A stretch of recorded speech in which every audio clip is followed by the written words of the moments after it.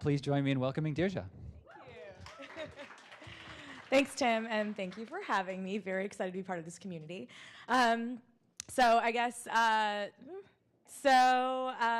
Welcome to my talk, which is going to be about how we think about building products for loyal audiences, both at theSkimm, but I'm going to talk a little bit about ESPN.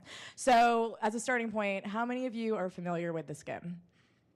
Holy shit, that's awesome. Okay, it's usually a little bit less than that, so that is really exciting. How many of you are familiar with ESPN? Trick question. Okay, so how many of you think that there are a lot of similarities between those two companies? Okay, cool. So I'm going to prove most of you wrong.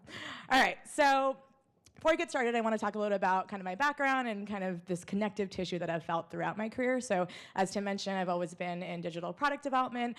Started out my career at ESPN in engineering, moved into product. I was actually the first PM at ESPN, so lots of stories about that, really fascinating.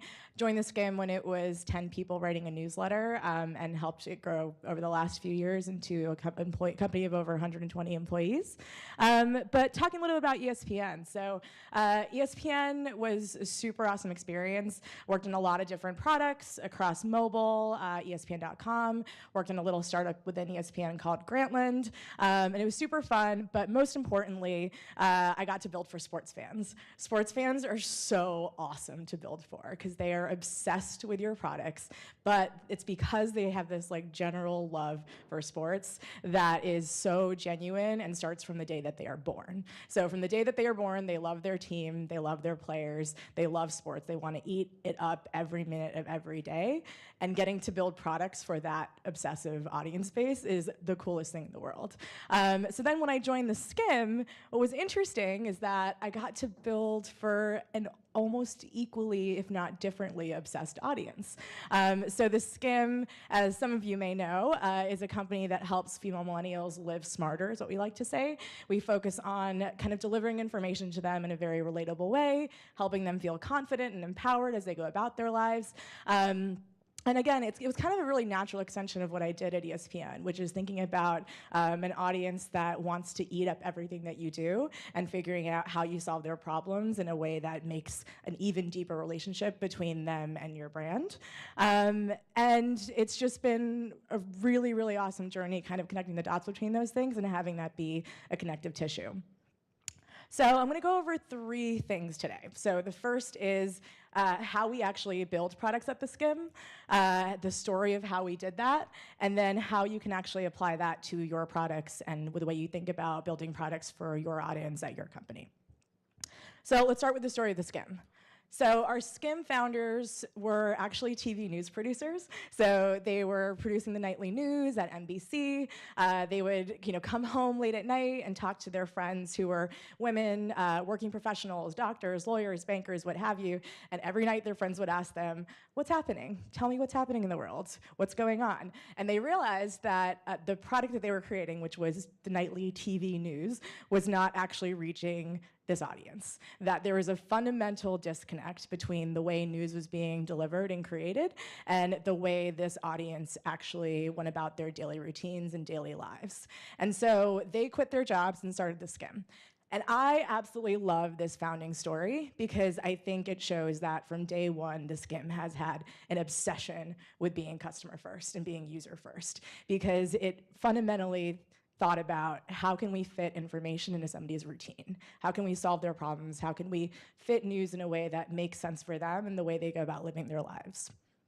So when they thought about quitting their jobs and starting that first product, they kind of looked at the daily life of a millennial woman and was like, okay, she goes about her day. What does she do throughout her day? How does she kind of use her phone? And for the news, what is the best way to get that in front of her in the most seamless way possible? You check your email. So we like to call this the one eye open routine. So every morning, we all do this probably. We wake up, we turn off our alarm, we look at our phone, and we check our email.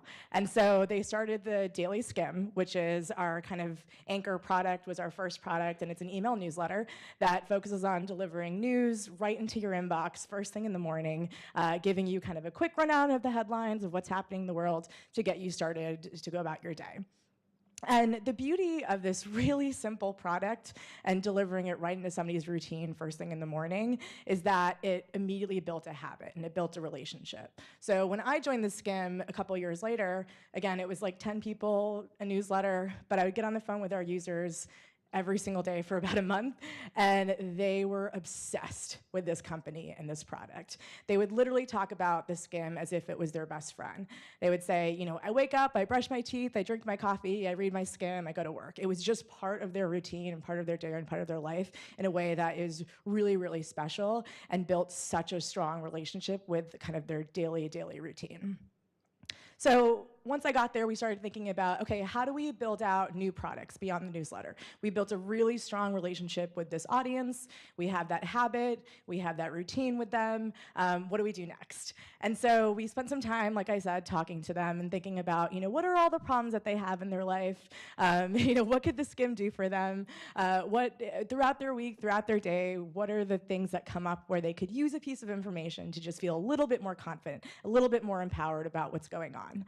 And we started to center around a specific problem, which is that a lot of people would say, hey, theSkimm, you always tell me what happened, you give me kind of the rundown, so the State of the Union was last night, here's what went down, but I never know when things are actually about to happen. So when is the State of the Union? When is the UN General Assembly?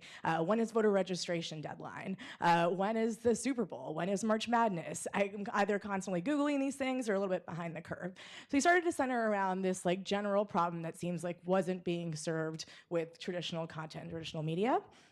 And then we started ideating, and we came up with such a simple solution, which was a calendar. So what I love about this is that it really speaks to the simplicity of being routine and audience-oriented, because we thought about, okay, how could we actually solve this problem in a way that is right where somebody is when they're thinking about what they're doing on their phone, what they're doing in their routine.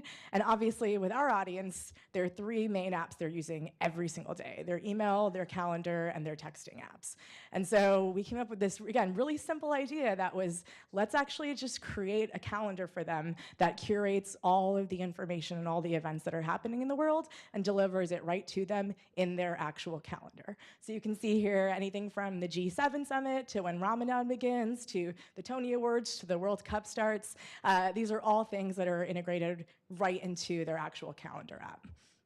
So we had the idea, and then we did what I call the pre-MVP. So to me, what the pre-MVP is saying is, what is not just the most simplest product we can use to get user feedback, but how do we actually just test the content in its purest form? Because as theSkimm, so much of what we do is delivering content into somebody's routine. So let's test just the content. So this is before we had an engineering team, a design team. Our co-founder and myself created a private Google Calendar. That's an actual screenshot. And we shared it with 50 beta testers. And we're like, tell us what you think. And we programmed it every week. We got feedback. We learned about the types of things they would actually want to see in their calendar. So we actually tested a bunch of crap. So we did anything from, we put the daily Skimm as an event in their calendar at 6 a.m. every morning to see if that's what they wanted in there. We put book recommendations in there, and then we put obviously actual events. So you can see this is from a few years ago. Lindsey Graham wants to become president. That feels timely. But yeah, it was such a great way for us to just get really quick, rapid feedback with something that took me 5 minutes to set up. And then from the feedback, we realized that we were onto something, because people immediately felt like they had struck gold. They were like, finally, theSkimm is just literally curating the things that are happening in the world directly into my calendar. So we built that out into a kind of a paired calendar and app experience. This is the very early first MVP design of the app. It has definitely evolved a lot. And again, it was such a simple utilitarian product of just keeping you up to date on what's coming up in the world. So then from there, after the MVP, we decided that we wanted to test this out as a subscription product. So then we started talking pricing. And if any of you have worked in consumer subscriptions, anybody will tell you that you can ask somebody what they will pay for something, but it does not tell you shit until you actually make them put their credit card down for it.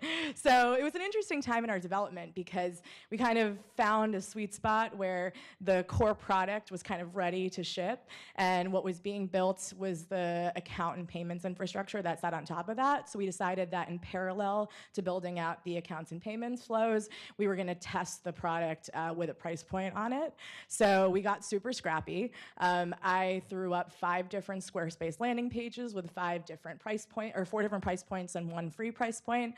We threw kind of a Stripe integration on there. We were manually adding people to test flight when they paid, and it was all to actually test pricing.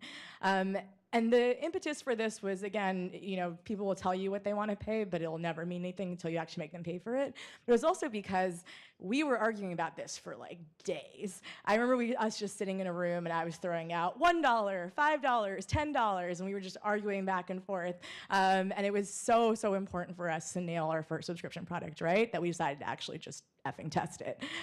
So again, we had 4 different price points, 1 free group, and we pulled 5 cohorts that were a true cross-section of the newsletter audience. And we had them sign up for a trial with their credit card. We tested it for 2.5 months. So we looked at upfront conversion, we looked at trial to paying, and we looked at churn for 1 more month on top of that. And we netted out at $3 a month, which is what we went to market with.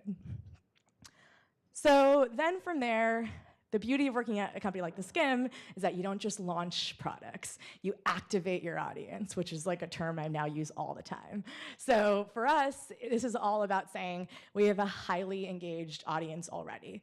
They are obsessed with the brand, they want to eat up anything that we create for them. And so when you launch something, you don't just kind of send out a cool marketing email and call it a day, you really get them bought in.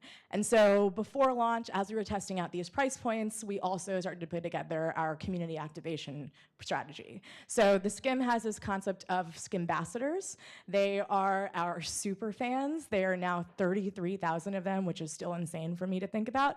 And they are our boots on the ground. We consider them an extension of the company. They put it on their LinkedIn profiles. They really consider themselves part of who we are. And so we took advantage of that. So what we did was about a few months before launch, we gave them all early access to test flight. We had them play around with it. We let them use it for 3 months. And during that time, we actually trained them on PR and marketing. So we taught them like classes, we gave them tips, and we literally called them the Skimm PR squad. And so when we actually went to market and launched, we shot to the top of the App Store. Thousands of 5-star reviews within 1 hour. Apple personally called us and asked if we had hacked something. They had never seen anything like it. And I we'll save this screenshot forever. And we were like top 10 app overall. It was truly incredible, and obviously the numbers are awesome. It was like the best day of my life, but even more importantly, it was such a power of community. I mean, we took this audience that already loved the brand, and we tapped into them in a very organic way. We made them feel like they were a part of this, that they launched this with us, and it just shot up as a result of that. So since then, we've continued to launch a series of products, but what I think has been really fun about the app strategy specifically is that we've really stayed true to that core philosophy of fitting information into your routine. And so as we've continued to build out features within the app, we've launched more things that integrate into the different parts of your phone. So we actually launched a texting product last year where it's a kind of news concierge service that lets you text in your questions about different topics in the world every week. And it's just another seamless way for theSkimm to fit right into your phone. So what I like to say is that theSkimm's sort of product dream is that you have this app on your phone, but all of that information is integrated into all the other apps that you use as well. And it feels like a seamless part of your day and a part of your routine. And that is a really core to who we are and how we think. So since then, we have grown a lot. So obviously employee-wise we've grown, but we've also grown that audience at a really fantastic rate. So we now have 7 million women who read us every single day. That app is still a top 3 grossing news app in the App Store, right up there with the New York Times and the Washington Post, and I will say that every single day and smile. And we have over 30,000 Skimm'ambassadors, like I mentioned. And then most importantly to me personally is that we've managed to do that level of audience activation at entirely new levels. So we have registered over 100,000 people to vote through our own voter registration tools. We got 200,000 women to the polls at the midterm election last year. And that is just an incredible showing of what theSkimm is able to do with its audience and with its products. All right, so let's talk about how we do all of this. You heard the story, but okay, what are the real kind of methodologies and philosophies that we apply to actually going about doing this? Excuse me. So first and foremost is company culture. So we are being obsessed with our audience, but also making sure that the company and every single employee lives and breeds these people we call skimmers. So we have tried to, it's hard sometimes, we've tried to ban the word users, ban the word customers. They are skimmers, they are our members, they are our audience, they are part of who we are.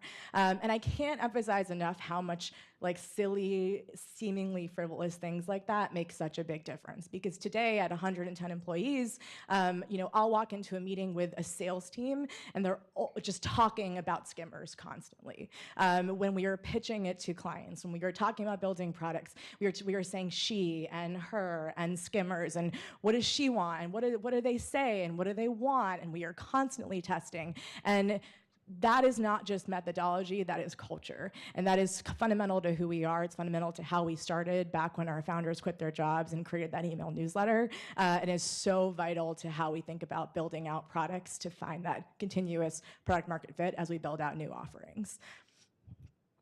Part of that also is actually knowing who they are. So it's not just saying the thing, it's actually kind of putting your money where your mouth is. And so I like to say that we could describe our skimmers down to the very drink that they order at brunch. And I'm not kidding. Like our company and our employees can say everything about this person, who they are, where they live and what that breakdown looks like, what they